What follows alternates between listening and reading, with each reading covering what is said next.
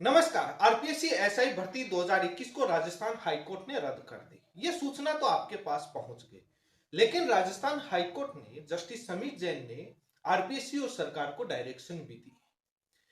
सबसे बड़ा सवाल है कि आरपीएससी एसआई भर्ती 2021 जो रद्द हुई, जितने लगभग 700-800 पदों पर जो भर्ती थी, क्या वो पद आरपीएससी एसआई भर्ती 2025 में जोड़ने का निर्देश दिया है, या बाद में जो एसआई भर्ती 2021 की परीक्षा दोबारा होगी और जो उस समय फॉर्म भरा था वो परीक्षा दे पाएंगे और उसी विज्ञापन के आधार पर भर्ती होगी, या बाद में नई भर्ती के अंदर पद जोड़े जाएंगे और नया नोटिफिकेशन जारी होगा। ये एक सबसे बड़ा सवाल है।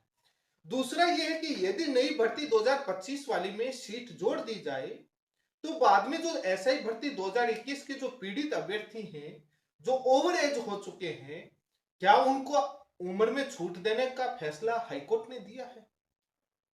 ये दो मुख्य गंभीर बातें हैं और ये काफी डाउट चल रहा है। इन दोनों बिंदुओं पर इस वीडियो में मैं विस्तार से चर्चा करूंगा।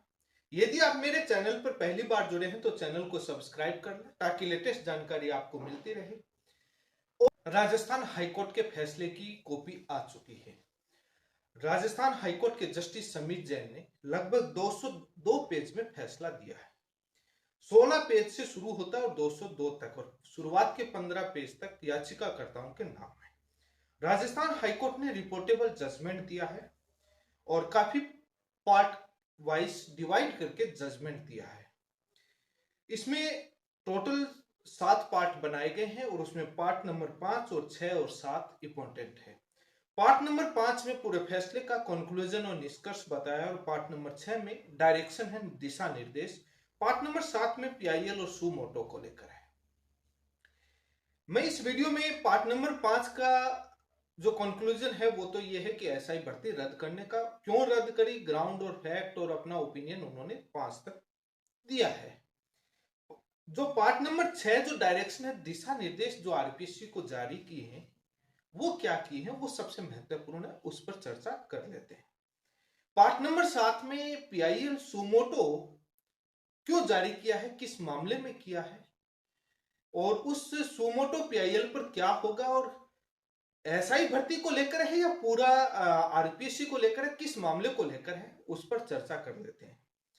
तो ये विस्तार से ऑफिशियल आदेश की कॉपी आ गई और जो सारे डाउट जो आपके मन में जो चल रहे हैं, अलग अलग यूट्यूब चैनल पर जो अलग अलग भ्रांतियां चल रही हैं, कोई कुछ कह रहा है कोई कुछ कह रहा है, इसको मैं पूरा विस्तार से और एकदम 100% क्लैरिफिकेशन के साथ स्पष्ट रूप में शब्दों में मैं समझा दूंगा कि कोर्ट ने आरपीएससी और सरकार को क्या दिशा निर्देश जारी किए हैं। जो आपके मन में डाउट है वो सारे डाउट दूर हो जाएंगे। वीडियो को थोड़ा लंबा हो सकता है, जरूर पूरा देखिए और आपके पूरा मामला समझ में आ जाएगा। अब पार्ट नंबर 6 पर चर्चा कर लेते हैं, जो पेज नंबर 191 से लेकर 192 तक राजस्थान हाईकोर्ट के जजमेंट में उल्लेखित है। पार्ट नंबर 6 में हाईकोर्ट ने कहा कि एजी का जो ओपिनियन आया था 14/9/2024 को, जिसमें एसआई भर्ती को रद्द करके और कुछ रिकमेंडेशन एज में छूट देने का और उन्होंने तमाम बातें कही थी, उन तमाम बातों पर, उनके ओपिनियन पर हम सहमत हैं। उसके सहमति पर जताते हुए कोर्ट ने दिशा निर्देश जारी किए। कोर्ट ने 6 डायरेक्शन दिए सरकार को। 1 नंबर डायरेक्शन क्या दिया, आपके स्क्रीन पर है। गवर्नमेंट है वो आरपीएससी को पूरी रिपोर्ट और रिकॉर्ड के साथ और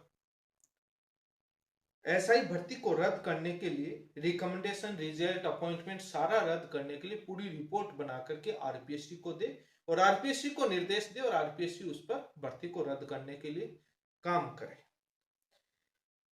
और ये कहा कि जल्दी से जल्दी ये काम करें। Paragraph number 2, point number 2 of the part 6 of the judgment, जो 2 नंबर बिंदु है जो पार्ट 6 का, वो सबसे महत्वपूर्ण है और उसी को लेकर के सभी के मन में डाउट है, वो डाउट दूर हो जाएगा। हाईकोर्ट ने कहा कि आरपीएससी को हम निर्देश देते हैं, इंस्ट्रक्ट करते हैं कि आरपीएससी या तो 13 फरवरी 2021 को जो एसआई भर्ती का जो एडवर्टाइजमेंट जारी हुआ था, उसी सेम एडवर्टाइजमेंट के बेसिस पर एग्जाम को रिकंडक्ट करवा ले, या अल्टरनेट अरेंजमेंट भी हम देते हैं। उन्होंने कहा कि नया जो एडवर्टाइजमेंट 17 जुलाई 2025 को जो जारी किया उसमें आप ऐड करके भी कर सकते हैं। इसका मतलब यह हुआ कि हाईकोर्ट ने राजस्थान सरकार और आरपीएससी के पाले में गेंद डाल दी। उनको ऑप्शन दे दिया कि या तो आप पुरानी भर्ती को दोबारा एग्जाम करके कंप्लीट करवा लीजिए फेयरनेस के साथ, या बाद में आपने जो नया विज्ञापन जारी किया आरपीएससी एसआई भर्ती 2025 का, उसके अंदर उन सीटों को ऐड कर दें और उसके बाद आप भर्ती प्रक्रिया कंप्लीट कर लें। अब सरकार और आरपीएससी क्या डिसीजन लेती है, पुराने वाली भर्ती को कंप्लीट करती है या नई भर्ती के अंदर ऐड करती है, ये सरकार और आरपीएससी के पाले में गेंद हाईकोर्ट ने डाली है। यदि अब इसमें जो क्या हो सकता है कि यदि आरपीएससी 2021 वाली भर्ती को कंप्लीट करता है, उसमें बाद में नए फॉर्म नहीं भरवाए जाएंगे, जो पहले फॉर्म भरे गए थे उसी के बेसिस पर उन एडमिट कार्ड जारी होंगे। और एक कोर्ट ने यह भी कहा है कि आप उनको रीजन जो 3 नंबर का जो दिशा निर्देश जारी किया है उसमें साफ कहा है कि आप उनको तैयारी करने का सफिशिएंट टाइम देंगे, रीजनेबल टाइम देंगे। और 4 नंबर में कहा कि भर्ती पारदर्शी और फेयर के साथ होनी चाहिए। तो यदि आरपीएससी पुरानी भर्ती का जो विज्ञापन था उसी के बेसिस पर दोबारा एग्जाम कंडक्ट करवा करके उसी को कंप्लीट करवाती है, तो बाद में मेरा ये ओपिनियन जाता है कि 2025 को एसआई भर्ती ये बाद में आगे बहुत पोस्टपोन हो जाएगी।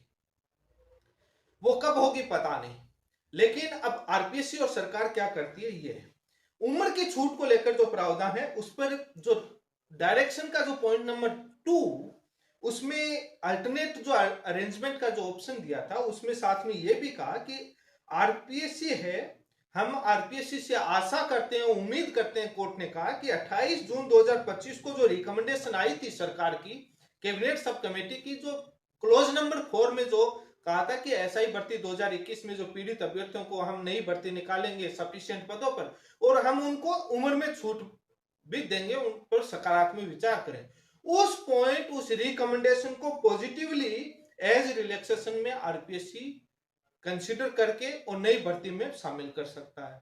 यदि नई भर्ती के अरेंजमेंट करता है तो कोर्ट ने कहा कि उम्र में छूट दी जाए, जैसा सरकार ने की कमेटियों में आया था। उन एसआई भर्ती 2021 के पीड़ित अभ्यर्थियों को शामिल करो और उम्र में छूट देकर यदि 2025 वाली में ऐड करते हो, यदि आप पुराने वाली करवाते हो तो छूट वाला प्रावधान ही नहीं बनता क्योंकि पुराने वाले वो एग्जाम देंगे। 3 नंबर में कहा कि रीजनेबल टाइम आप जरूर देंगे तैयारी करने का। 4 नंबर में कहा कि आप फेयर और ट्रांसपेरेंसी के साथ आप एग्जाम कराएंगे। 5 नंबर बिंदु में कहा कि जल्दी से जल्दी भर्ती और अपॉइंटमेंट और नियुक्तियां सारी रद्द करें, सरकार को कहा। 6 नंबर बिंदु में सबसे महत्वपूर्ण बात यह भी कही कि जो बहुत सारे लोग कह रहे थे कि हमारी क्या गलती है, हम तो कोई नौकरी को छोड़कर आए थे, हम यहां से बाहर हो जाएंगे, हम कहां जाएंगे। तो हाईकोर्ट ने अपने डायरेक्शन के पॉइंट नंबर 6 में यह साफ कहा कि जो रिजाइन करके आए हैं अपनी पुरानी नौकरियों से, भले ही आर्मी का हो, सेंट्रल गवर्नमेंट का हो, स्टेट गवर्नमेंट का हो, कोई भी किसी भी पद पर रहा हो, यदि वो रिजाइन करके आया है तो वो हमारी इस ऊपर अबाउट टर्म्स के अकॉर्डिंग हमारे फैसले के तहत वो अपने पुराने पद पर जा सकता है, नौकरी पर ज्वाइन कर सकता है। ये हाईकोर्ट ने अपने डायरेक्शन में बिंदु 6 नंबर में कहा।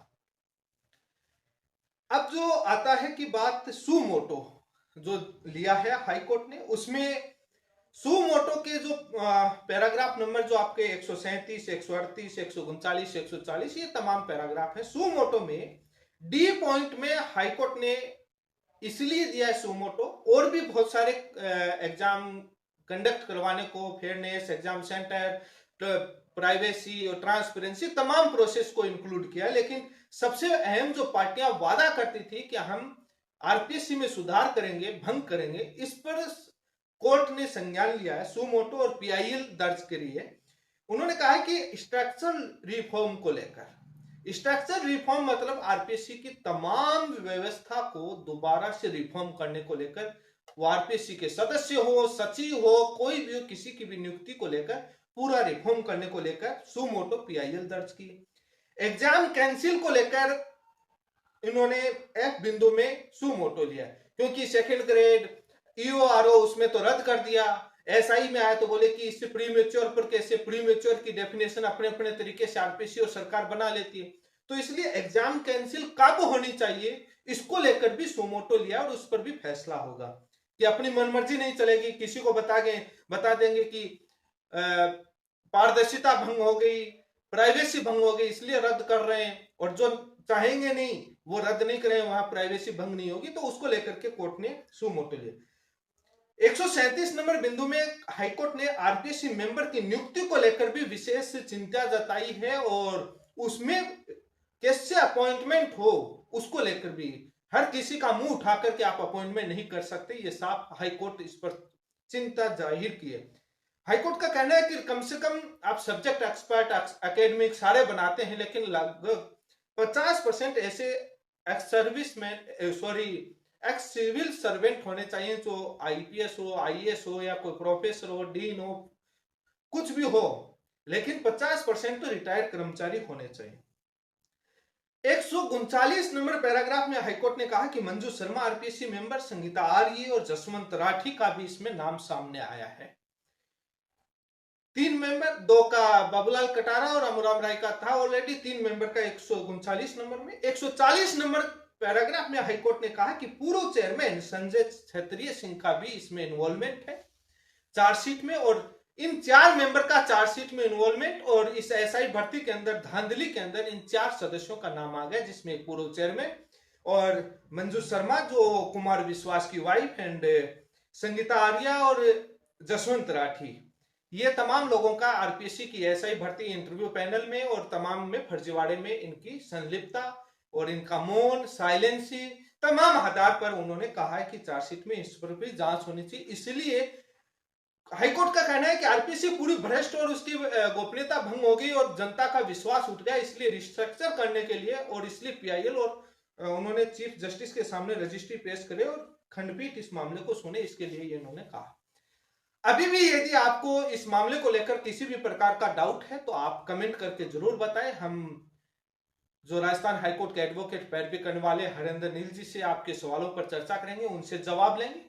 और मैंने आपको बता दिया कि हाईकोर्ट ने मुख्य जो बिंदु हैं, 202 पेज के पैराग्राफ पर मैं चर्चा नहीं करूंगा, पूरे पेजेस पर बहुत सारे पैराग्राफ हैं, पार्ट 7 है। तो मैंने जो मुख्य बिंदु, जो डायरेक्शन और कंक्लूजन और आपका सुमोटो पीआईएल पर आपको मैंने मुख्य सारांश में आपको बता दिया।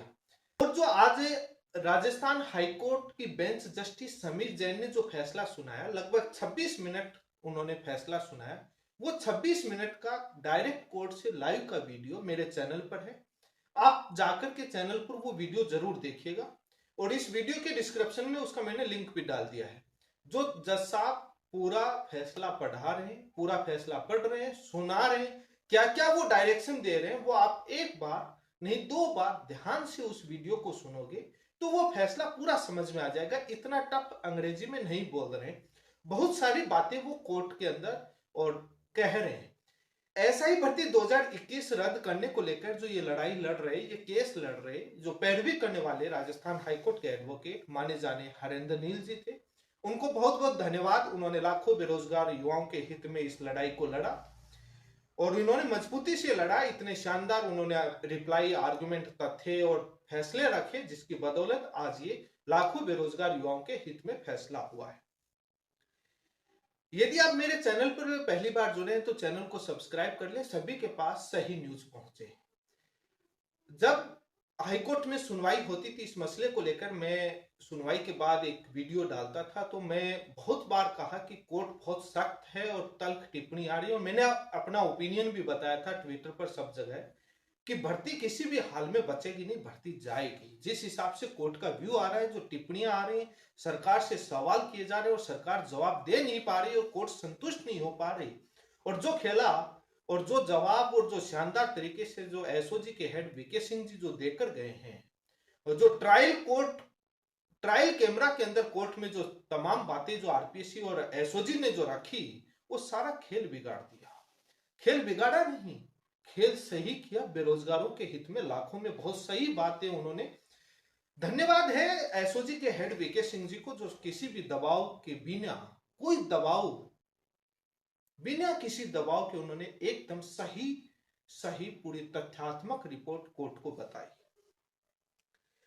आरपीएससी के 6 मेंबर्स एसआई भर्ती 2021 में इंटरव्यू और परीक्षा के अंदर शामिल हैं। अभी तक आपने 2 मेंबर्स का नाम सुना था, बाबूलाल कटारा एंड रामूराम राय का, लेकिन रिमेनिंग 4 मेंबर्स, 2 के अलावा 4 और सदस्यों का नाम सामने आया, जिसमें आरपीएससी के पूर्व अध्यक्ष क्षेत्रीय साहब का भी नाम सामने। इस पर इन्वेस्टिगेशन ऑन है। आरपीएससी के 6 सदस्यों का नाम चार्जशीट में है। इंटरव्यू के अंदर भी उसी प्रकार से घपला और भ्रष्टाचार हुआ है, या हाईकोर्ट के जज साहब अपने वीडियो में कह रहे हैं। आप वो वीडियो जो जज साहब फैसला सुना रहे हैं वो आप सुनिएगा 26 मिनट, वो ओनली कंक्लूजन पार्ट है, जजमेंट तो बहुत बड़ा आएगा। और जल्द ही जो राजस्थान हाईकोर्ट के एडवोकेट जो हरेंद्र नील जी हैं, जो इस मसले पर उन्होंने पैरवी करी, उनसे भी हम चर्चा करेंगे। और जो आपके सवाल हैं वो मुझे कमेंट करके बताइएगा कि वकील साहब से आप क्या क्या सवाल पूछना चाहते हैं, आपके मन में कौन कौन से डाउट है, ताकि हम हरेंद्र नील जी एडवोकेट साहब से भी उन सवालों पर चर्चा करेंगे, ताकि आपको पूरी जानकारी और तथ्यात्मक वो जवाब देंगे कि फैसले में क्या क्या कहा है, क्या नहीं कहा है। आप जुड़े रहें, चैनल को सब्सक्राइब करें। लेकिन सबसे बड़ी मुख्य बात यह है कि राजस्थान हाईकोर्ट ने इस फैसले को सुनाते हुए साथ में सुमोटो लेते हुए, पीआईएल सुमोटो के जरिए लेते हुए उन्होंने चीफ जस्टिस को मैटर भेज दिया है। राजस्थान हाईकोर्ट के जस्टिस समीर जैन ने आज एसआई भर्ती 2021 को रद्द करते हुए सुमोटो लेते हुए पीआईएल के तहत राजस्थान हाईकोर्ट के मुख्य न्यायाधीश को सुमोटो भेज दिया पीआईएल, इस बात के लिए कि आरपीएससी में सुधार के लिए। अब वो राजस्थान हाईकोर्ट के चीफ जस्टिस उस सुमोटो उस पीआईएल पर पढ़ेंगे और उसके बाद डिसीजन लेकर के वो डबल बेंच के अंदर मैटर सुना जाएगा कि आरपीएससी में कैसे सुधार हो। और आर्टिकल का भारतीय संविधान के अनुच्छेदों के तहत पार्टियां तो वादा करती रही हम सुधार करेंगे, लेकिन सुधार नहीं होना, आखिर कोर्ट ही कुछ सुधार करेगा।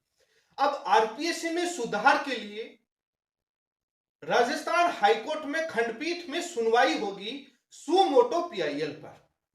इस बात के लिए धन्यवाद जस्टिस समीर जैन को कि उन्होंने बहुत अच्छा फैसला दिया। और सुमोटो पीआईएल लेते हुए मुझे लगता है अब इस मसले में कोई हाईकोर्ट और सुप्रीम कोर्ट के रिटायर्ड जज में कमेटियां भी गठित होंगी, ताकि आरपीएससी में क्या क्या रिफॉर्म किए जा सकते हैं, उनकी नियुक्ति प्रक्रिया तमाम प्रोसेस में कोर्ट उसको डिटेल से बहस होंगे और उसके बाद उस पर इंक्वायरी होगी, तमाम रिपोर्टें होंगी, तमाम वो आगे का प्रोसेस है। जैसे जैसे जो होगा हम आपको बताते जाएंगे चैनल पर। लेकिन अब बात ऐसी है कि डबल बेंच की जब बात आती है तो सरकार की तरफ से अभी तक कोई ऐसा डिसीजन सामने आया नहीं है कि सरकार डबल बेंच जाएगी या नहीं जाएगी। सरकार के मंत्री कह रहे हैं कि हम एग्जामिन करेंगे, लेकिन जिस हिसाब से हाईकोर्ट सिंगल बेंच में सरकार अपना रुख जो रख रही थी, जो जवाब पेश कर रही थी भर्ती को बचाने के लिए, मुझे लगता है कि डबल बेंच तो जाएगी, और डबल बेंच क्या सुप्रीम कोर्ट तक जाएगी।